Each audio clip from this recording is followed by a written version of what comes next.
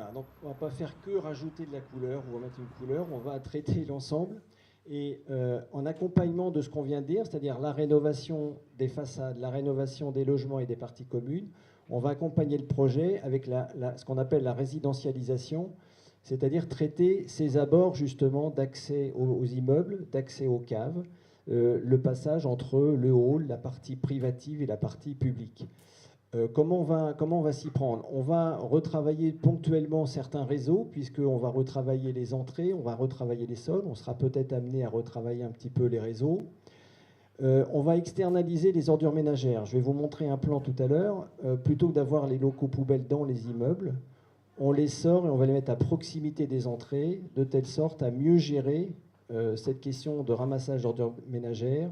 On va délimiter une ligne précise entre l'espace privé qui est votre bâtiment et l'espace public pour faire en sorte que les limites, je dirais physiques, soient claires et que l'on puisse bien définir ce qui est de l'ordre de l'espace public de ce qui est de l'ordre de l'espace privatif de l'immeuble. On va beaucoup planter, beaucoup végétaliser.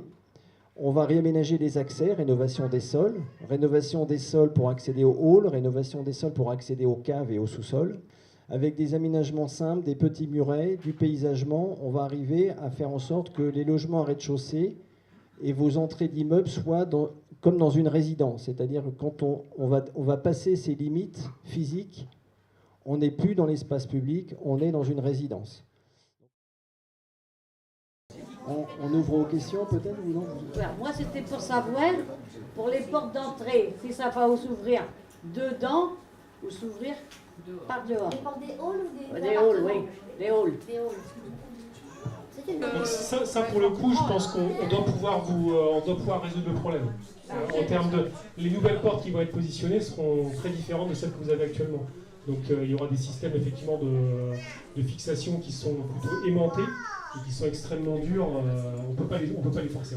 Oui, excusez-moi, je voulais vous demander, j'habite à 1 rue des Acacias, et vous parliez de volets roulants.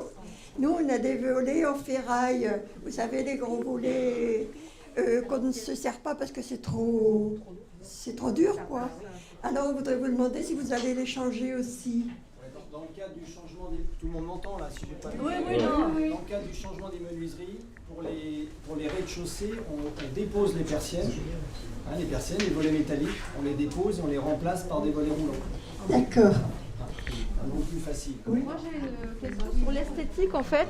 Moi je suis dans le bâtiment 2 et l'esthétique des balcons en fait.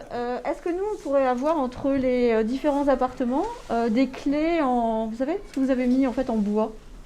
Oui, alors entre chaque balcon de 2 appartements différents, on a effectivement des panneaux. Nous aussi sur le bâtiment 2 ça sera ça aussi? Oui, sur tous les très bien. balcons. Là on le voit ici par exemple, c'est des lames. C'est encore à préciser, on en est à l'avant-projet, donc il faut qu'on précise les choses, mais il y aura des pare-vues, soit en métal, soit en verre, sablé, bien sûr. Voilà. Et pourquoi changer les portes? Les portes palières de logement. Oui. Parce que, oui, mais au niveau acoustique, par exemple, elles sont quand même pas très performantes. Moi, j'ai toujours un problème avec l'acoustique des logements, proprement. Oui, on entend les gens parler, on entend les intimités. Alors l'acoustique des logements, la difficulté qu'on a, c'est qu'on est sur des bâtiments anciens avec des structures en béton assez fines. À l'époque, les questions acoustiques, c'était pas un sujet prédominant. Donc ça, nous, on va avoir du mal à traiter l'acoustique d'un logement à l'autre. Parce que ça voudrait dire qu'il faudrait faire une coque à l'intérieur de votre logement, il faudrait vider le logement et faire une coque isolante. Donc ça, on va pas pouvoir. Ce qu'on peut faire, c'est les bruits extérieurs, donc les fenêtres, tout ce qui est ventilation et les portes palières par rapport à la cage d'escalier. Voilà. Ça, c'est des bruits extérieurs qu'on peut arriver à atténuer. D'un logement à l'autre, à part vider le logement complètement et le refaire, c'est compliqué. Actuellement, moi, dans mon logement, je suis passé pour tout le monde pareil, des radiateurs en fonte. Des portes qui sont excellentes, ça chauffe très bien. Ah, merci. Là, vous voulez enlever les radiateurs en fonte, il va couper et mettre du métallique. Donc, on va avoir plus d'explications par rapport à ça. Si vous voulez, en fait, quand on rénove à cette échelle-là, on part d'un constat où on a des installations qui ont un certain âge. Il y en a peut-être chez vous qui sont en bon état. Et par contre, sur la globalité du parc, il y a certainement des radiateurs qui sont beaucoup plus défectueux, ou qui sont emboués. Donc le réseau va être nettoyé et l'objectif c'est plutôt de les changer de telle façon à ce qu'on évite tout problème, on va dire à moyen terme, sur leur fonctionnement.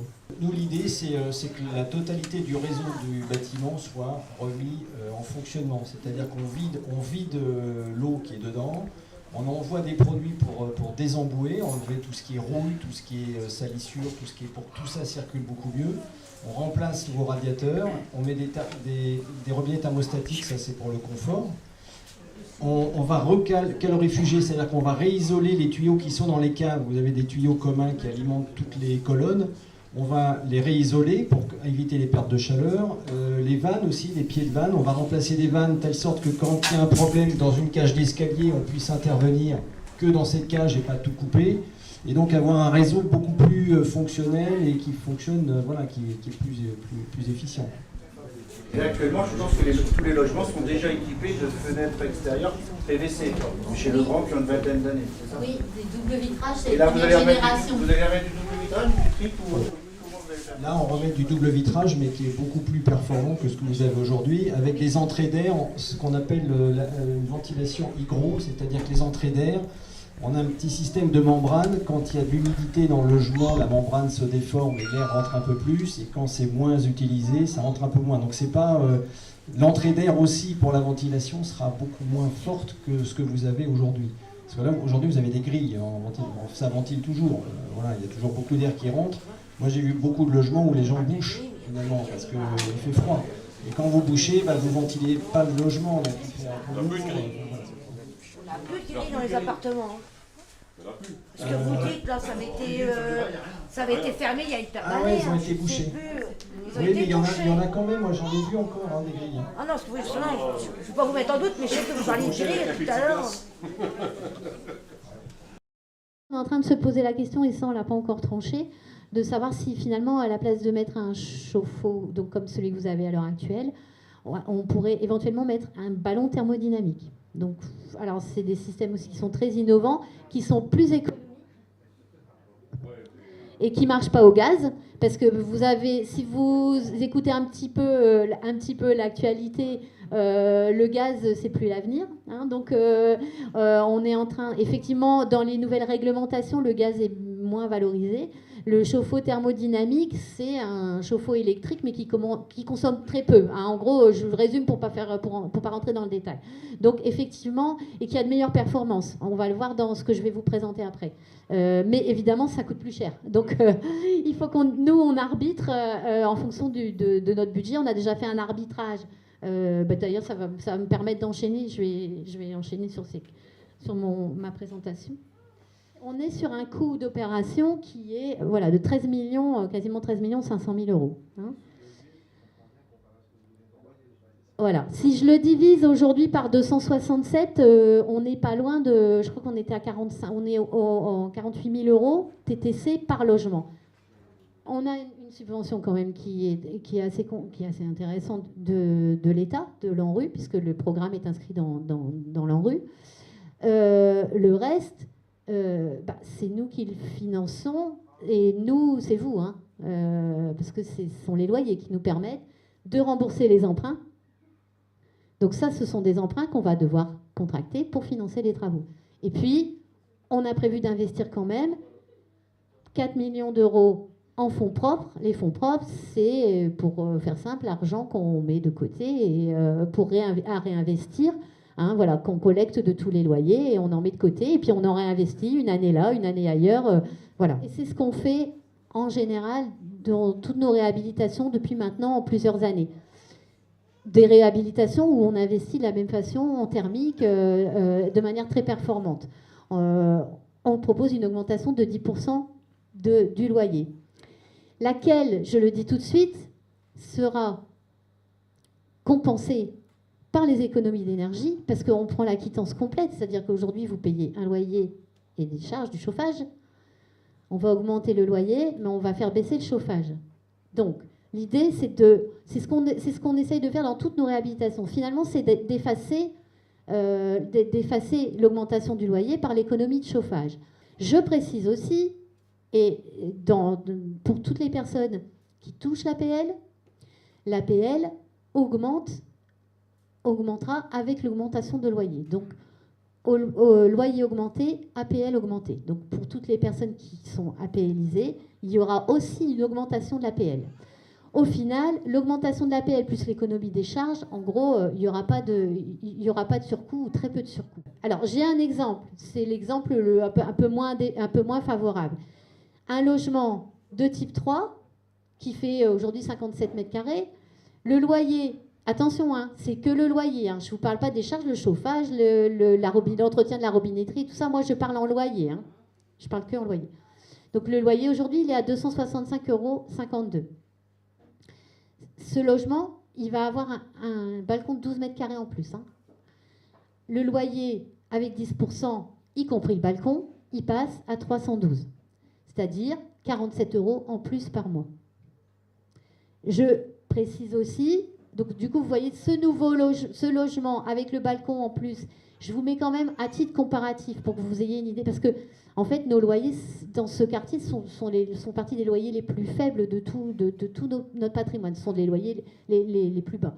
Je vous mets à titre comparatif, dans une résidence qu'on va livrer bientôt, le même logement avec un balcon de 12 mètres carrés, il serait loué entre 350 et 390 €. Donc vous voyez, même avec les 10% en plus, on est à 312, donc on est quand même encore largement en dessous de ce qu'on produit aujourd'hui dans le neuf. On en parlait tout à l'heure, enfin le calendrier. Voilà ce qui est prévu. Aujourd'hui, on va déposer le permis de construire. On attendait de vous rencontrer avant de le faire. On va déposer le permis de construire. On va travailler au dossier de consultation des entreprises. On envisage une consultation qui va suivre ce serait bien qu'on la lance avant l'été, si on y arrive.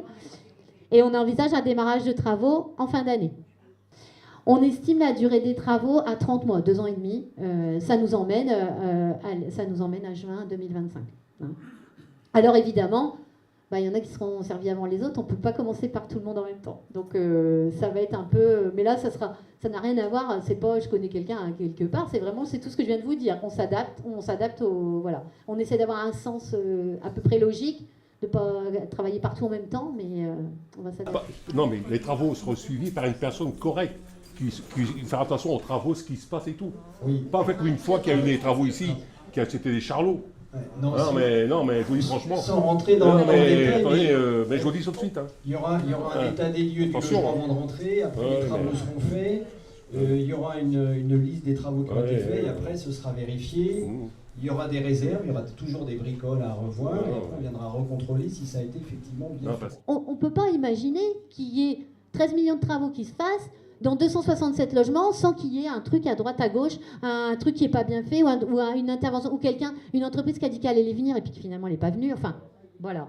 On va pas éviter ça va pas être parfait, mais vous aurez les coordonnées d'une personne qui sera contactée, et ça, c'est prévu dans nos marchés, qui peut être contactée tout le temps, et auprès de qui on dit, ça n'a pas fonctionné comme c'était prévu, et voilà. Et on aura quelqu'un qui va faire le suivi. Juste pour vous dire aussi qu'on fera comme on avait fait à Espérance, c'est-à-dire que nos marchés comprennent des clauses d'insertion sociale.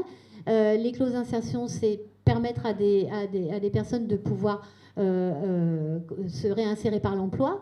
Et donc, en général, dans nos marchés, on met des clauses fortes. Et donc, les entreprises qui vont être retenues vont devoir prendre du personnel en insertion. Et évidemment, on va essayer de favoriser, on va mettre en place des dispositifs qui vont essayer de permettre de favoriser l'emploi des gens du quartier, pour autant qu'il y en ait qui soient intéressés et qui correspondent au profil de poste, etc. Tout ça sera organisé, si vous vous posiez la question, ça sera organisé avec la mission locale. Et donc, il y a de la communication qui va être faite en ce sens en temps voulu. En fait, ce qu'il faut savoir aussi, c'est que vous avez la possibilité aussi, si vous avez une expérience en bâtiment ou pas forcément, mais une petite expérience en bâtiment, de postuler justement pour la réalisation des travaux. La procédure la plus simple, moi, c'est de proposer votre candidature et de déposer votre CV à la Maison France Service aux Pépines. Et nous, on fait le relais, on passe le relais. Moi, je récupère les CV, je convoque les personnes, je vérifie l'éligibilité. Et après, on dresse, on va dire, une petite liste des personnes qui sont employables, entre guillemets, pour la clause d'insertion. Voilà. Je voudrais savoir pour les tableaux électriques. Oui. Vous changez carrément les disjoncteurs ou... On va rajouter, en général, je crois que ce qu'il fait, c'est qu'on rajoute des disjoncteurs pour rajouter des sécurités en fait. Ok. Voilà. Hein, c'est le. Ouais, alors, Martine, ma collègue qui s'occupe de la maintenance. Elle n'a pas présenté ni Martine ni Amélie tout à l'heure, et je m'en veux. Alors, c'est a priori Elle me disait tout à l'heure que la mise aux normes de vos installations électriques, parce que là, nous, on parle de mise en sécurité. La mise aux normes, ça veut dire que je leur fais toute l'électricité du logement, je remets assez de prises partout, suffisamment de prises pour que ça corresponde à nos usages aujourd'hui, parce qu'effectivement, quand ça a été construit en 1960, on n'avait besoin que de quelques prises, maintenant on en a besoin de plein. Donc la mise aux normes des installations électriques de vos logements, elle est prévue dans son programme de travaux. Alors, dans les 10 ans qui viennent. Alors, je pense que c'est avant, mais apparemment, ça sera programmé. Mais ça sera encore d'autres travaux à venir après. Parce que les chauffe-eau, ils s'en tardent tout le temps avec le calcaire. Pour regarder comment ça se fait. Parce qu'il n'y a pas des machins en bas pour le calcaire. Alors, ça, c'est un point effectivement qu'on pourrait aussi regarder. Moi, j'ai trouvé mon machin. Je suis pas non, mais, moi, je le fais, mon chauffe-eau, je n'ai pas regardé avec mon chauffe-eau, moi. Je le déteins un coup tous les ans, ou tous les 2 ans, quasiment. Parce que j'ai des machins, des aimants au tuyau. Et puis après, c'est le calcaire. Dans le cas de cette... Mais non, mais si on fait tout truc comme ça, mais attendez, il y a beaucoup de choses à faire. Il y a beaucoup de choses à résister. Vous savez qu'on ne fait pas, oui, rénover, je suis d'accord, mais des choses à calculer, à voir avant. C'est vraiment l'objet de cette réunion, si vous voulez. Oui, mais c'est l'objet. C'est aussi pour ça que cette réunion existe. C'est aussi pour que vous puissiez nous faire part aussi de choses particulières que vous n'aurez pas forcément vues et qui ont tendance, on va dire, à parasiter votre quotidien. L'idée, c'est qu'on puisse prendre ces éléments, ces informations-là, et voir si éventuellement on peut y répondre favorablement. Après, si vous voulez, nous en tant qu'architecte, on reste technicien, on apporte des solutions. Après, vous savez qu'économiquement, il y a toujours un sujet, il faut le voir dans sa globalité. Il y a des urgences qu'il faut traiter de façon prioritaire. Après, sur des points particuliers, je pense qu'on peut adapter. Je pense que vous avez aujourd'hui BSH qui est à votre écoute. Il n'y a aucun souci sur ce sujet. Après, on est dans la concertation. Et donc, on va tous vous concerter un par un. Alors, vous êtes 267. On ne pourra pas venir vous rencontrer tous les 267. Mais vous allez recevoir dans votre boîte aux lettres ce qu'on vient de vous présenter, chacun de manière détaillée. Et vous aurez chacun l'incidence sur votre loyer. Puis, éventuellement, on mettra à votre disposition quelqu'un qui pourra venir répondre à vos questions si vous avez des questions complémentaires. Hein. Et vous serez, on vous demandera votre avis, en fait, de manière individuelle.